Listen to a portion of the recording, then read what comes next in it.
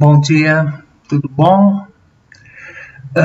Nós vamos começar novamente, então, essas nossas conversas, né?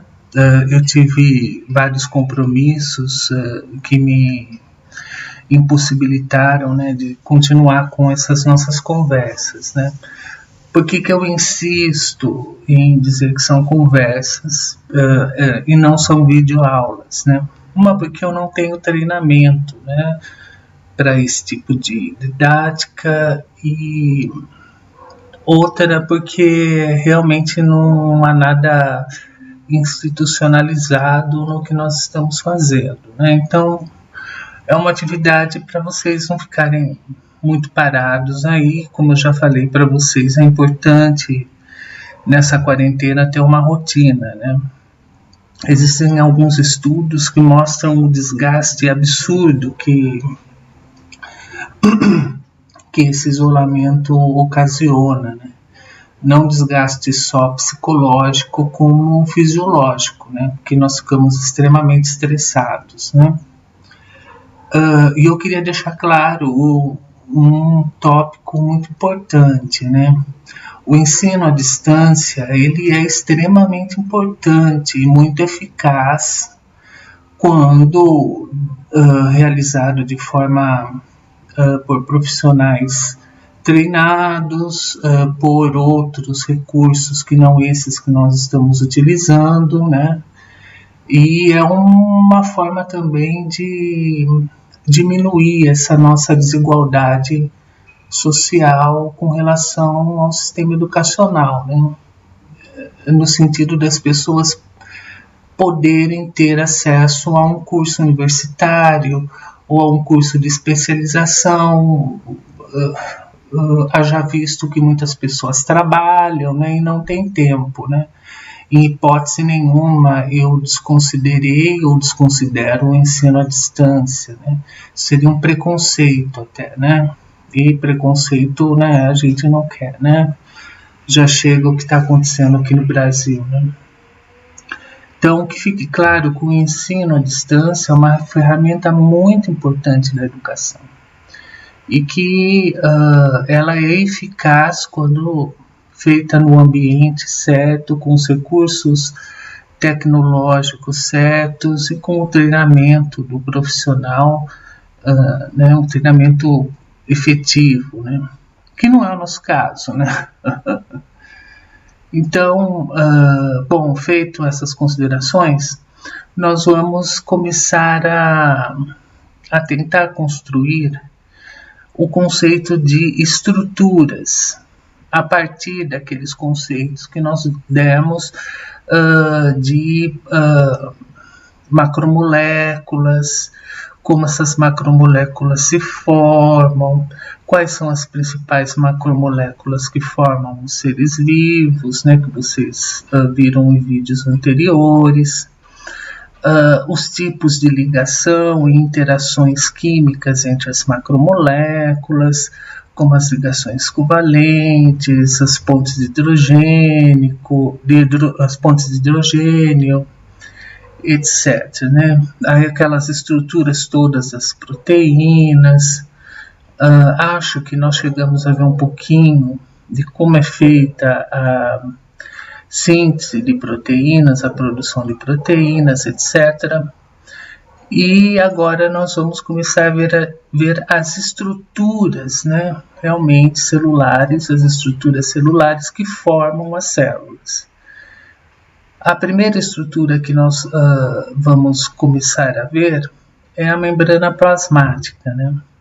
Essa estrutura tão importante que todas as células têm, independentemente se elas forem procariontes ou eucariontes, né? Essa estrutura que permite a célula ter um ambiente próprio, né? Independentemente do seu ambiente externo, do ambiente externo onde ela está. Apesar dela responder ao ambiente externo, aos estímulos do ambiente externo, inclusive devido a proteínas que nós chamamos de receptores ou sensores, né? Receptores sensoriais, que existem na membrana plasmática, a membrana precisa ter um ambiente próprio, controlado, vamos dizer assim.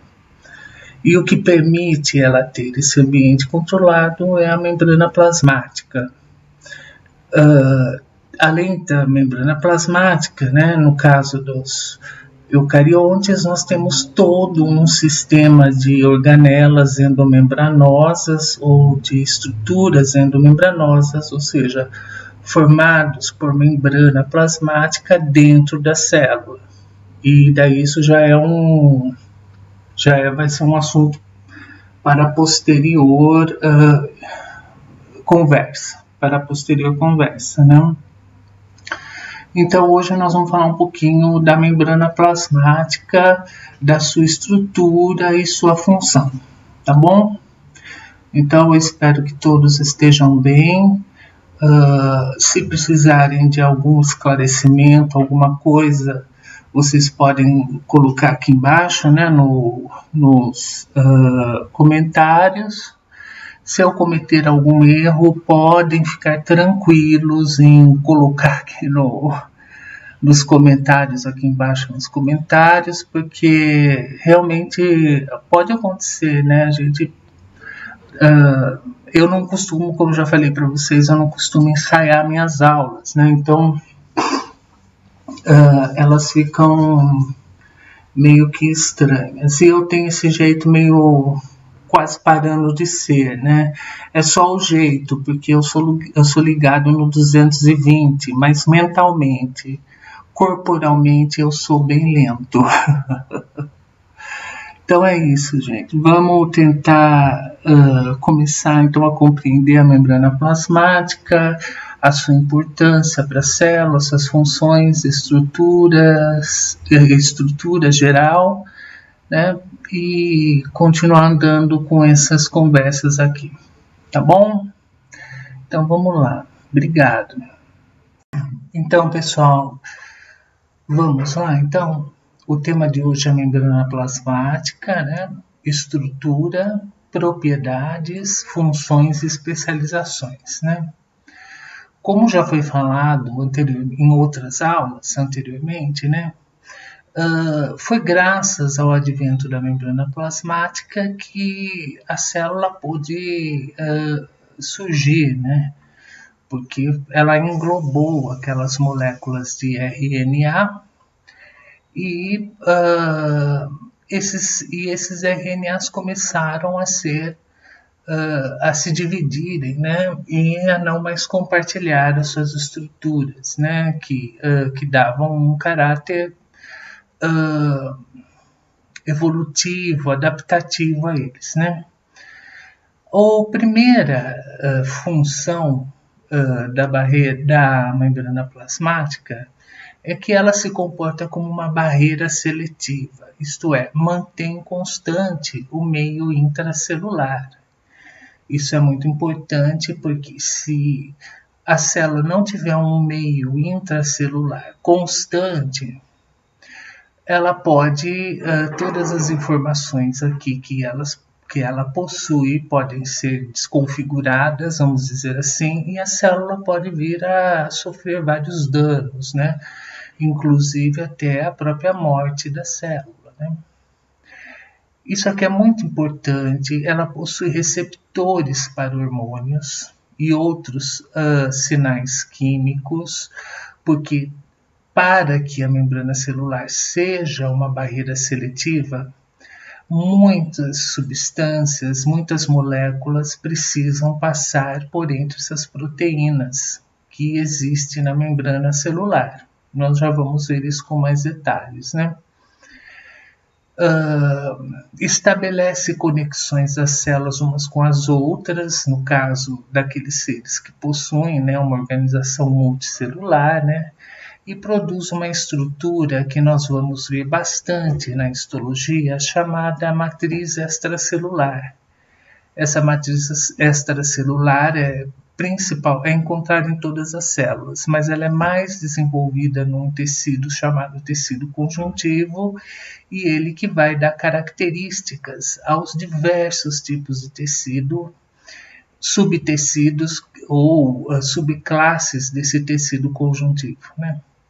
Essa matriz celular, então, é muito importante para nós começarmos a construir esse conceito, né?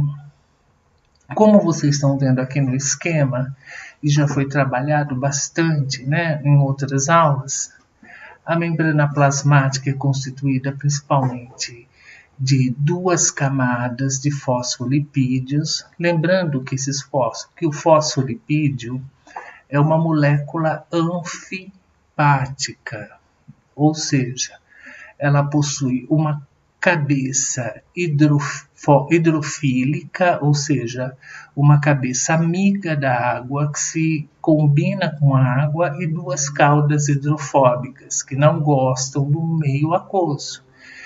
E a água existe tanto no interior das células quanto no exterior das células. Então, por isso que se forma então uma bicamada fosfolipídica, tá bom?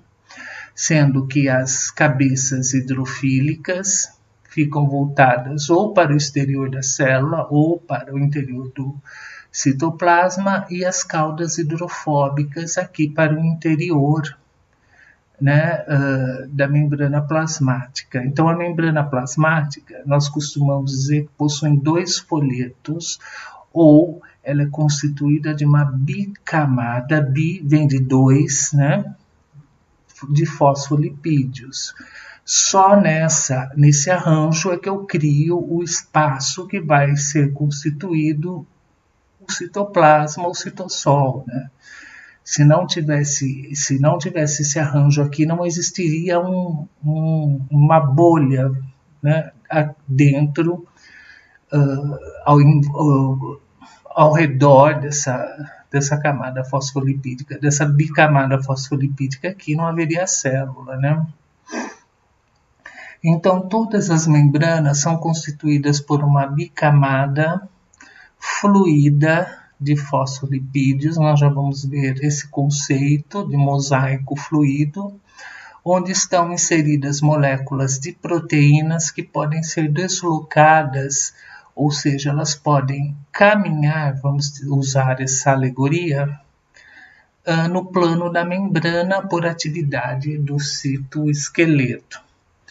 Então, nada é por acaso, mas as membranas, as proteínas não estão soltas aqui na membrana celular, né? Presas a uma série de proteínas fibrosas que não está representado nesse desenho, não estão representadas nesse desenho aqui. Existem estruturas chamadas citoesqueleto que se ligam a essas proteínas que existem na membrana plasmática.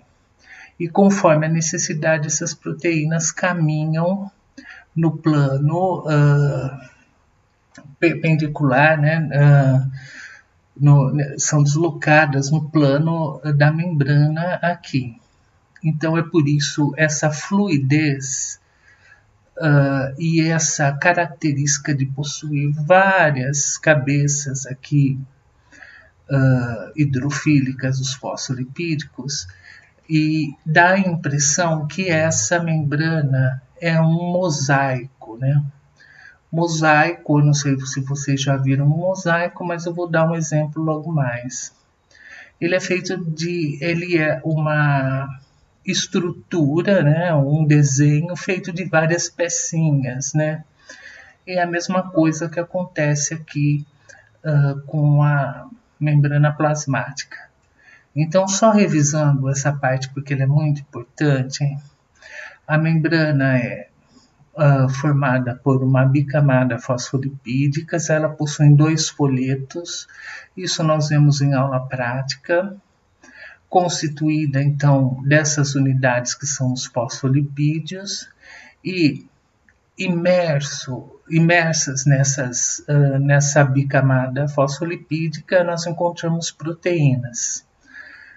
As proteínas que atravessam a bicamada fosfolipídica são chamadas proteínas intrínsecas ou transmembrana. Quando elas atravessam parcialmente a camada fosfolipídica, elas são proteínas intrínsecas, mas não são transmembrana. tá bom? Além disso, nós temos proteínas que só ficam associadas à camada hidrofílica da membrana plasmática. E essas proteínas são chamadas proteínas extrínsecas. Mas nós já geralmente nós vimos isso aqui em aula prática, tá bom? Associado a essas proteínas e também aos lipídios, nós temos os carboidratos, né, os açúcares, que, como já foi falado para vocês, têm capacidade informacional. Nós já vamos falar sobre isso daqui a pouco. Então, quando eu tenho mais proteína do que açúcar, eu tenho uma estrutura chamada glicoproteínas, tá bom? E depois, mais para frente, para entender o conceito de matriz extracelular, principalmente eu bato muito a tecla de matriz extracelular na histologia, nós vamos aprender o que é uma proteoglicana, que são coisas diferentes, tá bom? Além disso, como vocês estão podendo ver aqui nesse esquema, esses verdinhos aqui são moléculas de colesterol. E se vocês notarem aqui, o colesterol ele se intercala entre duas caudas aqui. Entre duas caudas de dois, entre uma cauda de um fosfolipídio e a cauda de outro fosfolipídio. O colesterol ele permite uma certa estabilidade à membrana plasmática, né?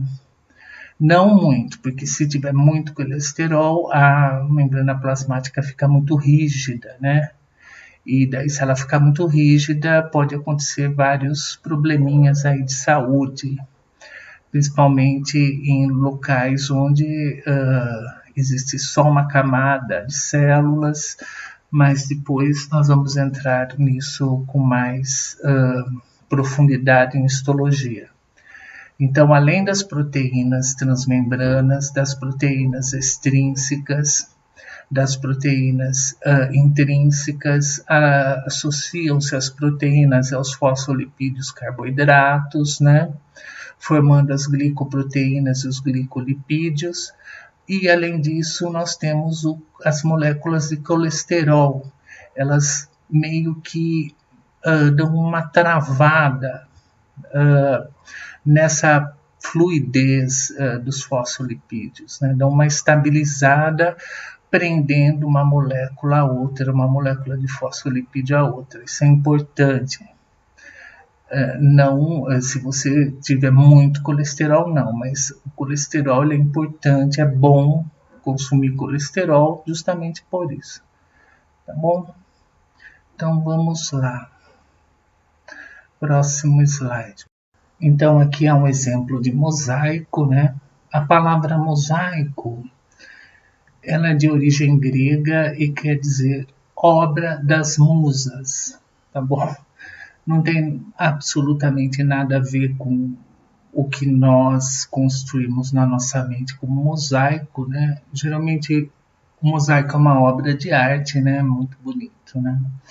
E também essa palavra mosaico dá origem à palavra música, tá bom? Mas é bom sempre vocês atentarem ao sufixo, aos prefixos e aos sufixos das coisas, porque entendendo um pouco do português, né, do sufixo, do prefixo, vocês não precisam memorizar as palavras e também muitas vezes posso até afirmar que possibilita o entendimento de muita coisa, tá bom? Bom, continuando, então, a membrana plasmática é um mosaico fluido, composta, então, de uma bicamada de fosfolipídios, com moléculas pequenas de colesterol intercaladas aqui nas porções hidrofóbicas da membrana, né, que dá uma certa estabilidade a essa membrana, né? Geralmente, quando eu estou dando aula, eu apresento esse vídeo aqui, onde vocês estão vendo esse link aqui, mas vocês podem consultar. Eu vou deixar o link na descrição e vocês podem consultar daí esse vídeo aqui, né? Como eu falei para vocês, nós temos duas classes de proteínas. Geralmente isso eu reforço mais em aula prática, porque vocês têm um roteiro, uma apostila de roteiros de aulas práticas, e vocês teriam que legendar aqui os componentes da membrana plasmática, né?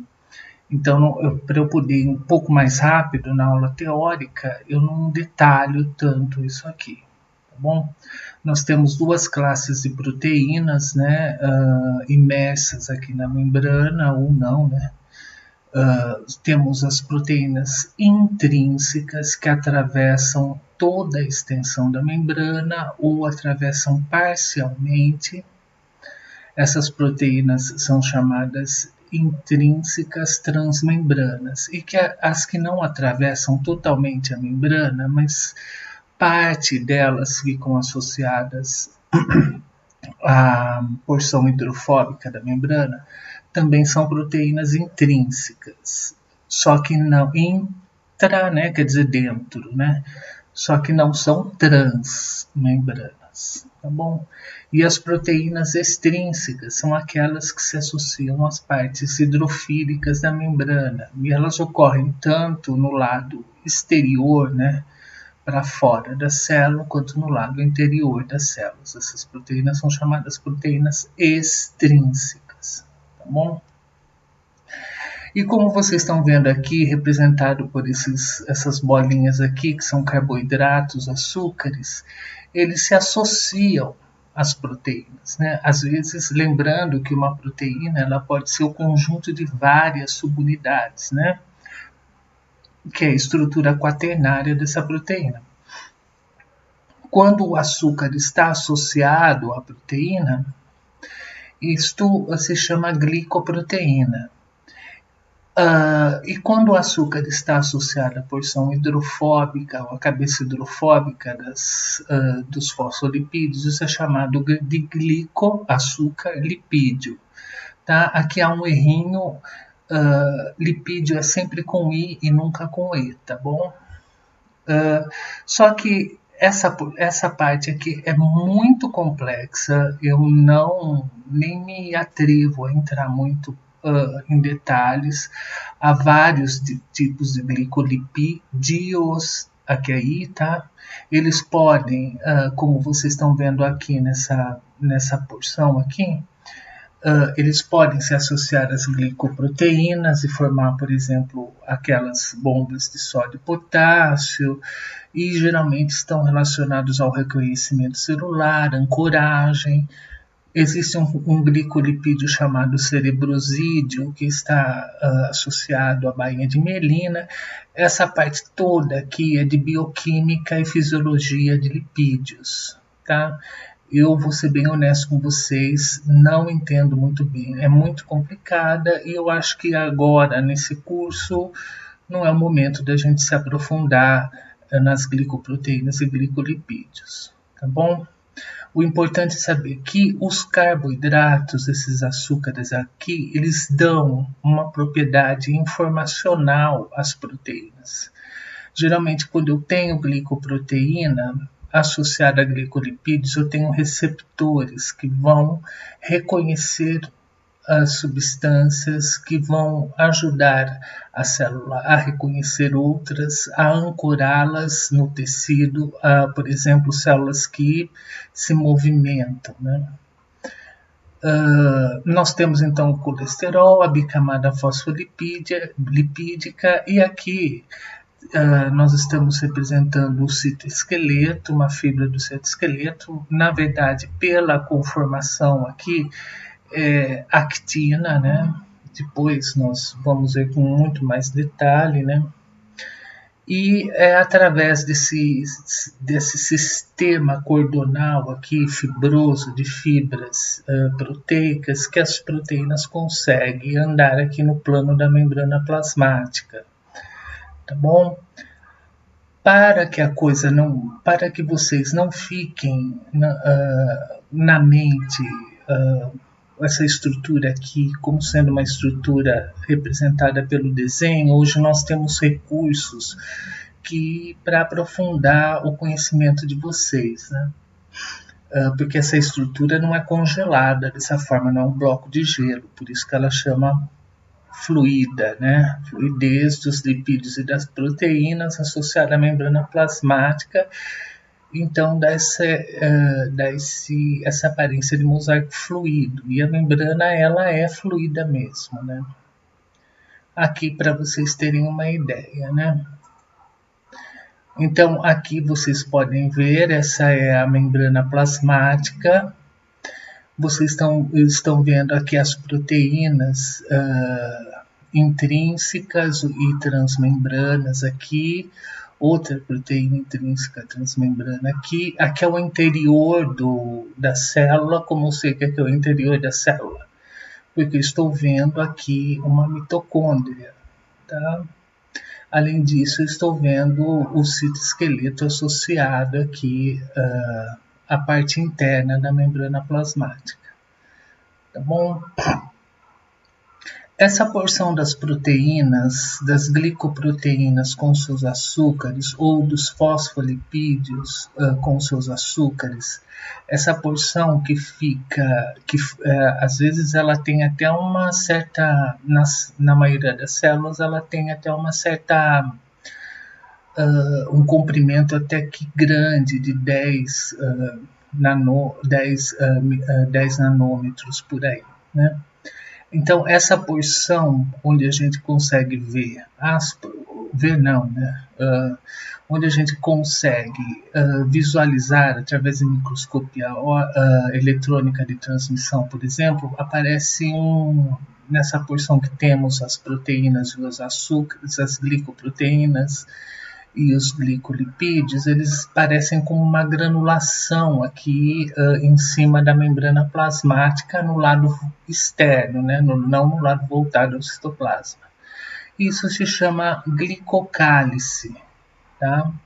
Então é toda essa parte informacional, ou às vezes até enzimática, por exemplo, o glicocálice nas células intestinais, absortivas intestinais, tem a função de quebrar os monômeros e transformá-los em dímeros, ou pegar os dímeros e transformá-los em monômeros. Eles ficam nessa porção aqui, né, constituindo o glicocálice. E aqui é outro exemplo para vocês verem que é uma membrana estabilizada devido ao colesterol, né? Mas ainda é uma membrana lipídica, de ácidos graxos, né? Aqui vocês veem as proteínas, né? Aqui nesse plano, olhando ela de cima, vocês veem que ela parece um mosaico, mas não é um mosaico fixo, é um mosaico fluido, né? As proteínas podem andar por esses mosaicos. E aqui vocês veem essas proteínas que são canais poro, que estão captando substâncias do exterior por interior e eliminando substâncias do interior para o exterior. Às vezes eu preciso de energia vinda do nucleosídeo ATP, ou às vezes eu não preciso de energia para que essas substâncias entrem ou saiam da célula. Isso daqui nós vamos ver talvez em uma outra aula, porque acho que eu vou dividir essa aula em duas, senão vai ficar muita coisa. Tá bom? Então aqui eu tenho geralmente as proteínas transmembranas, como vocês estão vendo aqui, elas podem ir e voltar, fazer esse movimento de sanfona aqui. As proteínas intrínsecas transmembranas, elas podem ser unipasso, ou seja, elas atravessam uma única vez a membrana plasmática, ou elas podem dar vários loops aqui, várias voltas, e serem consideradas multipasso, para realmente formar estruturas quaternárias que possibilitem elas exercerem suas funções na membrana. Bom, vamos ver aqui. Então, como eu falei para vocês, eu tenho praticamente duas classes de forma didática, né, de proteínas associadas à membrana plasmática. Eu tenho as proteínas intrínsecas ou integrais. Elas estão firmemente associadas aos lipídios da membrana plasmática.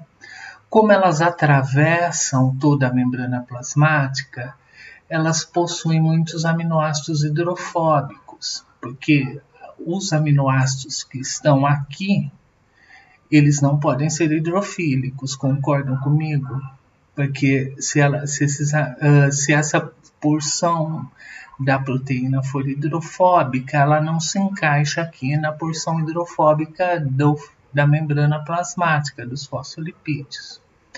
A extração, às vezes nós extraímos essas proteínas para estudá-las, né? A extração é feita com detergentes e é bastante difícil. Elas são firmemente ligadas às membranas plasmáticas, né?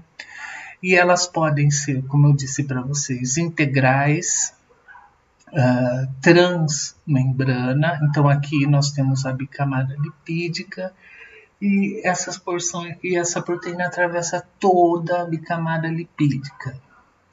Além dela poder ser transmembrana, nós dizemos que ela pode ser unipasso, ou seja, a proteína ela só tem uma unidade aqui que atravessa a membrana, ou ela pode ser multipasso.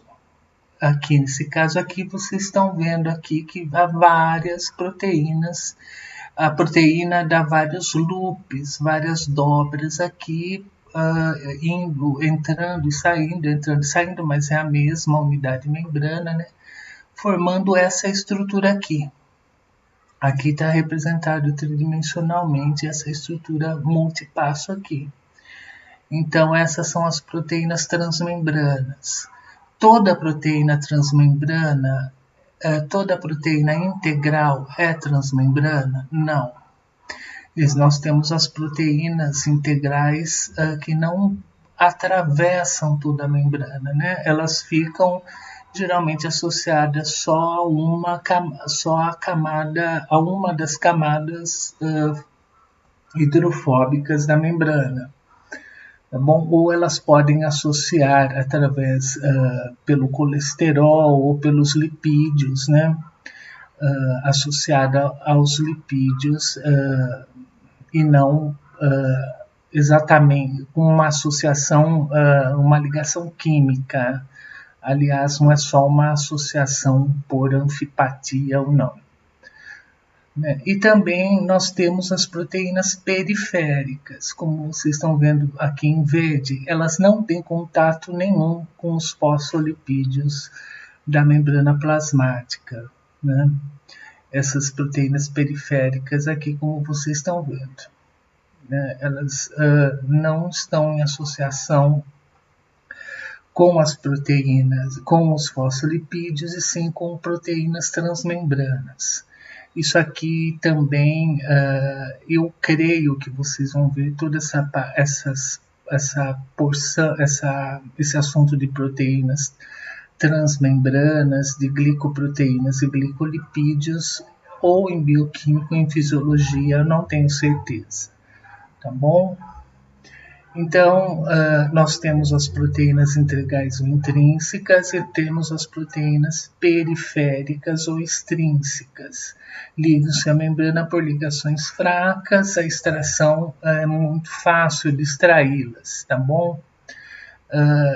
E daí, na aula prática, nós, para entendermos isso, damos um exercício que envolve um tipo de microscopia que se chama criofratura.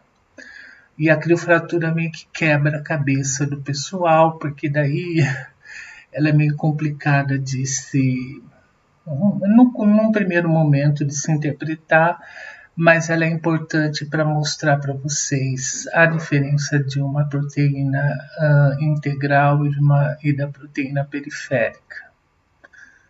Tá bom? Aqui, novamente, né, temos além das funções estruturais das proteínas, elas desenvolvem muitas outras, né?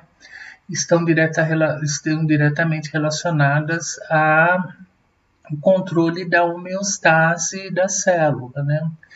As proteínas, por exemplo, transportadoras, que elas permitem ou não a entrada e saída de substâncias da célula, as proteínas que ancoram as células umas às outras, ou ancora a célula à membrana, à lâmina basal. Depois nós vamos entrar nesse detalhe, né? As células não estão soltas, né? No nosso organismo, senão, se eu passasse a mão na minha pele, já pensou o que aconteceria? Eu ficaria em carne viva, não é isso que acontece, né? E também elas ancoram uma célula a outra, né? Temos os receptores celulares que são importantíssimos, né? Todas as células possuem receptores específicos, né? Esses receptores que são os grandes, eles são muito importantes, né, para a diferenciação celular e vão, de acordo com esse encaixe chave fechadura aqui, eles vão provocar uma resposta celular e genética, né, na célula. E todas as células têm o mesmo genoma, mas nem todas as células têm os mesmos receptores. É por isso que nós conseguimos fazer com que haja tanta diversidade celular assim no nosso corpo, por exemplo. Apesar de todas as células terem o mesmo genoma, elas não expressam os mesmos genes, né? E por conseguinte não expressam os mesmos receptores. E temos as enzimas, as proteínas com capacidade enzimática associadas à membrana celular, né? Um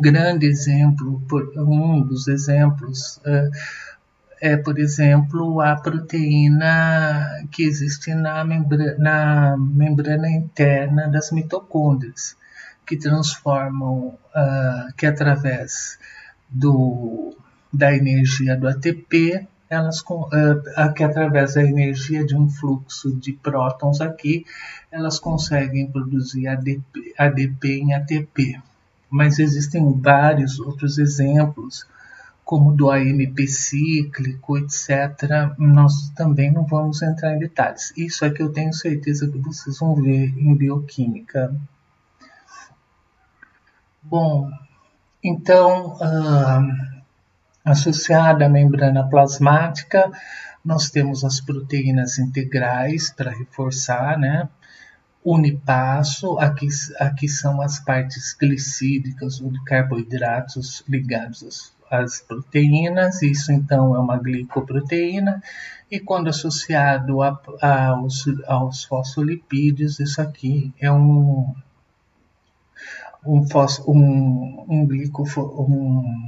glicolipídio. Elas podem formar essa sanfona aqui, dar várias dobras aqui, sendo multipasso ou unipasso. E aqui nós temos as proteínas extrínsecas. Como vocês estão vendo, elas não têm uma associação direta com a membrana plasmática, mas sim com outras proteínas. Ou pode ocorrer aqui nesse grupo E aqui, que é um caso mais à parte, que eu não vou entrar em detalhe. Então, os carboidratos correspondem às porções glicídicas das glicoproteínas e dos glicolipídios. Vamos esquecer dos proteoglicanos por enquanto.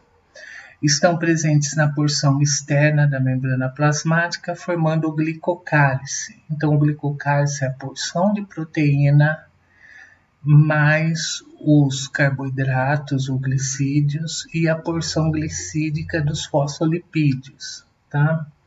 Formando o glicocálice, que tem mais ou menos, como eu já disse, de 10 a 20 nanômetros de comprimento, né, de espessura, na microscopia é uma ordem de grandeza relativamente importante. E nas organelas celulares, na porção voltada ao lume. Tá? Isso daqui é importante, por exemplo, porque tem relação com a origem da célula eucarionte, origem das endomembranas, que nós vamos discutir um pouquinho mais para frente. Qual é a função dos carboidratos, dos glicídios aqui?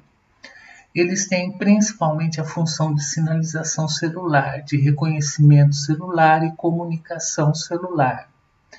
Por que eles foram selecionados durante a evolução para essa função? Porque 2 monossacarídeos, por exemplo, de glicose, de uma hexose, né, que tem 6 carbonos, podem formar 11 disacarídeos diferentes.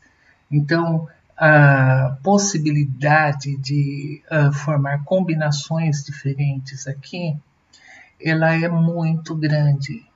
Então, isso foi selecionado durante a evolução para ter capacidades informacionais aqui e ajudar a célula a desempenhar suas funções. Um grande exemplo de capacidade informacional das glicoproteínas e dos glicolipídios é a nossa tipagem sanguínea, como nós vamos ver aqui mais para frente. Então, como vocês estão vendo aqui nesse esquema, nós temos os eritrócitos ou hemácias, né, representados aqui em vermelho, e a parte glicídica, ou a parte de açúcares, ou dos oligosacarídeos, das proteínas que ficam aqui na membrana plasmática dessas hemácias. Esses grupos de açúcares aqui é que dão a tipagem sanguínea que nós temos, né? Nem todos os animais têm essa tipagem sanguínea, né? Essa aqui é específica dos humanos, né? Então, nós temos o sangue tipo O, você pode ver que ele possui esses açúcares aqui, a galactose, a galactosamina, a galactose, a N-acetilgalactosamina, a galactose e a fucose. O que vocês podem observar é que tanto tipo O, quanto tipo A, quanto tipo B e quanto tipo AB, todos possuem essa estrutura em comum, tá bom? Porém, o sangue cujas hemácias são do tipo A, elas possuem um açúcar diferente aqui, a N-acetilgalactosamina. Enquanto o sangue B possui mais uma galactosamina, que é um tipo de açúcar. Então, isso faz toda a diferença depois para a recepção e doação de sangue. O sangue AB, além de possuir então a cadeia comum a todos os tipos sanguíneos, ele possui tanto a N-acetilgalactosamina quanto a galactose. Então, como vocês estão vendo aqui, o grupo O, ele pode, o quê? Se eu injetar sangue do tipo O num indivíduo do sangue do tipo A, as células responsáveis, as células de defesa que são responsáveis por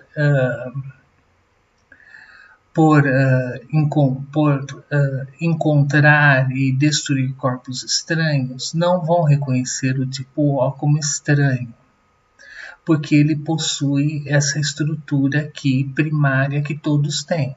Então, por isso que o O é chamado de doador universal. Na verdade, o O positivo, né? O O negativo. Né? Depois a gente pode entrar no assunto de RH. E o tipo, então, o O, porque é doador universal? Porque quando ele entra no sangue do receptor, as células reconhecem essa cadeia aqui em comum. Então, elas falam, bom, tudo bem, ok, ele tem a cadeia básica, então não é uma coisa que nós vamos atacar. Porém, se no caso do tipo A, ele possui uma cadeia diferente aqui, ele possui uma informação diferente aqui, que é a N-acetilgalactosamina. Ou seja, se eu injetar sangue A no sangue B, se eu injetar o sangue A no indivíduo que tem um tipo de sangue B, as células que são responsáveis aqui por reconhecer coisas estranhas no nosso organismo vão checar. Bom, tudo bem, ele tem a cadeia de açúcares que todos nós temos, mas tem alguma coisa errada aqui. O sangue A tem essa informação aqui chamada N-acetilgalactosamina e não galactose. Então, daí vai ocorrer uma lise, vai ocorrer um processo de infecção e esse sangue será rejeitado. Então, o sangue A só pode doar para o sangue A e AB, né? Por que o AB? Porque o AB possui as três informações na realidade, né? A informação do O, a informação do B e a informação do O, a informação do B e a informação do A, tá bom? Então, o sangue AB, ele pode receber de todos. Ele pode receber do O, porque ele tem esse grupo de açúcares aqui pertencentes ao O e as células do sistema imunitário não vão estranhar. Ele pode receber do A, porque ele também possui essa informação aqui, que é a N-acetilgalactosamina. Então, as células não vão estranhar tanto, né? E podem receber do B, porque ele também possui a informação adicional aqui do sangue do tipo B, que é a galactose. Então, esse é um exemplo de como os açúcares, por exemplo, interferem na comunicação e sinalização celular através dos grupos sanguíneos.